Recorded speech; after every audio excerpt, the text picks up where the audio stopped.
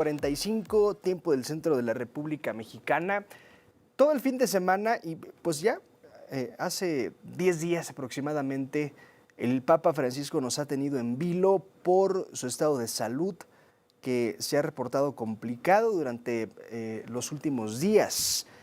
Por fortuna, el último comunicado de la Santa Sede del Vaticano, que fue hoy al mediodía, tiempo del centro de la República Mexicana, afirman que las condiciones del Papa Francisco siguen siendo críticas, pero que por fortuna no ha presentado nuevas crisis respiratorias, aunque también dice el comunicado que nuevos exámenes sanguíneos muestran que hay una inicial insuficiencia renal, por lo que el estado de salud del Papa Francisco sigue siendo reservado. Es lo que se ha reportado este domingo. El Papa Francisco, más bien la cuenta del Papa Francisco tuiteó, dudo que haya sido él, pero evidentemente la cuenta oficial del Papa Francisco lo hizo el día de hoy, agradeció por los buenos deseos, por los buenos comentarios para que recupere su salud. Se ha dicho también que pudo tomar misa, que puede sentarse, que está consciente, en fin, es el estado de salud. La última actualización del Papa Francisco es de madrugada en estos momentos en el Vaticano, ya es lunes y estaremos atentos, estamos muy atentos de la salud del sumo pontífice de 88 años. Y le agradezco mucho esta tarde, nos tome la comunicación a Jorge Trasloeros, él es investigador del Instituto de Investigaciones Históricas de la UNAM. Gracias, Jorge, por su tiempo, buena tarde. Juan Pablo, ¿cómo le va? Un gusto estar aquí con usted. Pues como cada ciclo que no tiene temporalidad ni años, y digo cada ciclo porque muchos papas nos han tenido en esta antesala de la naturaleza, de lo que es natural, estimado Jorge. Sí, es un pontificado ya casi de 12 años, tiene 88 años, ha sido un pontificado muy fructífero. Y bueno, los católicos pues queremos que Dios nos lo deje un ratito más, pero esto está en manos de Dios y en la voluntad de Dios, ¿no? Y los ciclos de la vida se tienen que cumplir. Ya es un hombre muy cansado, ya es un hombre muy mayor. Y bueno, pues esperemos, simplemente esperemos. Datos importantes, Jorge, del papado de Jorge Bergoglio, el Papa Francisco. Datos importantes, entiendo, es el primer Papa latinoamericano. Es el primer Papa latinoamericano. Y bueno, Juan Pablo, ¿cómo introducirnos a la comprensión del papado del Papa Francisco? Y yo les propongo 4 ideas centrales, un libro y 2 exhortaciones apostólicas para entender quién es, una encíclica y 2 exhortaciones apostólicas. Digamos que esto nos da el mapa de quién es el Papa Bergoglio, ¿sí? Efectivamente es un primer papa, el Papa latinoamericano que bebe de las fuentes de la teología latinoamericana muy importantes, sobre todo la teología del pueblo de Scannone, que es ese, digamos, de donde él bebe, más toda la tradición de la renovación teológica del siglo XX, ¿sí? Y 4 ideas dejó muy claras. La primera es, la Iglesia Católica debe ser una iglesia en salida. Es decir, debe ser una iglesia que salga, como lo ha hecho muchas veces en la historia, a buscar a la gente, principalmente lo que él llamó las periferias materiales y existenciales de nuestra humanidad. Sí, y vaya que sí necesitamos, ¿no? Sí. Eso. La segunda idea que marca, ahora, ¿cómo ir a estas periferias o para qué ir a las periferias? Sí, él hizo una denuncia muy fuerte y la ha hecho a lo largo de todo su pontificado, lo que él llamó la cultura del descarte. Es decir, vivimos en sociedades, vivimos en culturas, en una humanidad en donde hay seres descartables, hay seres de desecho, ¿sí? La gente que no tiene éxito, la gente común y corriente de la calle se considera descartable. Estamos viendo la guerra en Ucrania. Putin puede mandar morir a 300,000 jóvenes y no siente el más mínimo remordimiento, o los migrantes, es decir, los jóvenes abandonados, ¿no? que viven solos aunque tengan familia. Hay que ir allá y no podemos permitir esta cultura del descarte. ¿Y qué propone a cambio de esto? La cultura del encuentro. Es decir, si Cristo vino por algo, fue para provocar un encuentro con la humanidad, entender que todos somos no solamente iguales, sino que somos hermanos e iguales en dignidad. Más allá de cualquier cosa que se diga, es en dignidad, y por Sí. eso insiste mucho el Papa en que en la Iglesia caben todos, todos, todos, todos, sin excepción, ¿sí? Y esa es la cuarta idea, una Iglesia que sea capaz de abrazar a toda la humanidad, creyentes y no creyentes, ¿sí? Pero ese es lo mejor de la tradición del cristianismo, eso es lo mejor de la tradición de la Iglesia.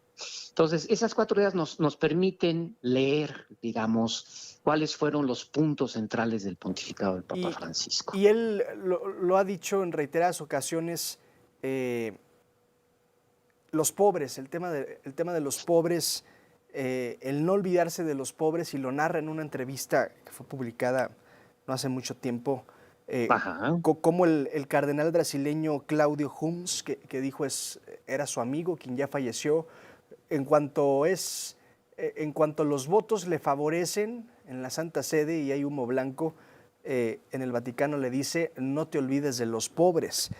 Y paso uno, cuando le preguntan cómo se quiere llamar como Ajá. papa, cómo se quiere titular, pues dice: ¿cuál es el santo de los pobres? San Francisco. San Y así se le Francisco. queda. Así es, efectivamente. Y ahora, esto de la pobreza es muy, muy importante, porque no es solo la pobreza socioeconómica, es todas las carencias que como seres humanos tenemos, ¿sí? Que tenemos, decía San Agustín, tenemos hambre de infinito, ¿sí? Y eso nos provoca, esa hambre de infinito, solo un infinito lo puede llenar. Y esa es la propuesta del Papa Francisco, es decir, esa pobreza humana que es existencial, que es material, que es de todo tipo, ¿sí? Hay un Dios que la acoge, hay un Dios de la misericordia, y es el Papa de la Misericordia. Y este es el libro que yo quisiera recomendar. ¿Sí? El nombre de Dios es misericordia. ¿Sí? Es un libro breve, de una profunda sabiduría de un hombre que fue confesor durante muchísimos años y entiende la fragilidad del corazón humano y la necesidad que todos tenemos de este infinito, la enorme necesidad que todos tenemos de Dios, ¿no? Incluso sin saberlo, ¿sí? Y Sí. el anhelo de Dios de tal forma, dice el Papa Francisco, que incluso sin saberlo, lo anhelamos profundamente. Y para eso debe estar la Iglesia, para eso debe ser el Papa y para eso deben ser cada uno y todos los católicos del mundo. Es decir, para ser capaces de dar testimonio y abrir la mente, abrir el corazón a esa necesidad de infinito que tenemos los seres humanos. Y ese es el Papa Francisco, ¿sí? Ese es el Papa de la misericordia. Y ese es ese libro hermosísimo que se llama El nombre de Dios es misericordia, Sí. ¿no? Estoy platicando Y, con el investigador Jorge Trasloeros. Me uno a una recomendación, Jorge. eh, ajá, la película Cónclave, recién la acabo de ver a propósito de ajá, este proceso que se vive cada que falta un papa. Insistimos, el Papa Francisco sigue con vida por fortuna, el estado de salud ajá, es reservado, pero insistimos también que la naturaleza nos puede hacer pensar que al paso de los meses, de los días, de las horas, tendría que haber ujú, una nueva selección. Y así es. el cónclave, como cualquier otro proceso interno en el Vaticano, es meticuloso, secreto. Yo no sé si sea uno de los procesos más secretos del mundo. Y yo creo que sí.